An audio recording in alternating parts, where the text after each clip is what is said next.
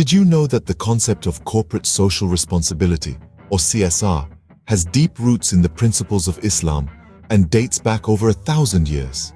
Indeed, the pillars of faith in Islam have always encouraged businesses to consider the welfare of society and the environment. The philosophy of CSR in Islam is not an advent of the modern world. In fact, it has been woven into the fabric of Islamic business ethics since the inception of the religion. Back in the 7th century, the Prophet Muhammad, a merchant himself, laid down principles of trade and commerce that were based on honesty, fairness, and respect for the rights of workers.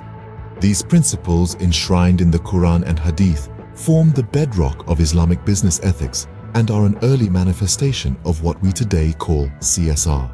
Over the centuries, the concept of CSR in Islam has evolved and developed, keeping pace with the changing dynamics of the business world. From the simple ethos of fair trade and respect for workers, it has grown to encompass a broad set of responsibilities that businesses have towards their stakeholders and the environment.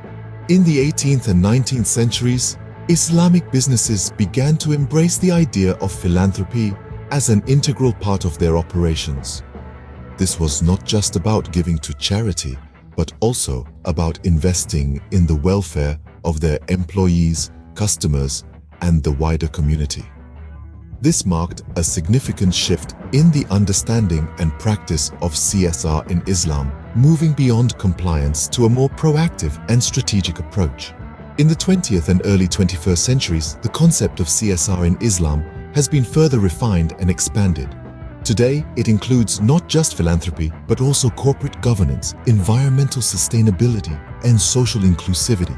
Islamic businesses are now expected to operate in a manner that is ethical, transparent, and sustainable, and that contributes positively to society. To summarize, the evolution of CSR in Islam has been a journey of over 1,000 years, starting with the fundamental principles of fair trade and worker rights, moving through a phase of philanthropy and community welfare, and culminating in a holistic approach that encompasses ethics, governance, sustainability, and inclusivity. So what does this mean for businesses in the 21st century? It means that CSR is not just a nice-to-have, but a must-have. It is not just about doing good, but about doing well by doing good.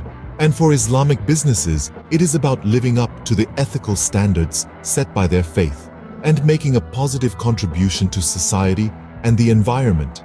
In conclusion, CSR in Islam is not a new concept, but an age-old tradition that has evolved over time to meet the challenges of the modern world. It is a philosophy that is deeply rooted in the principles of Islam and that continues to guide the conduct of businesses in the Islamic world today.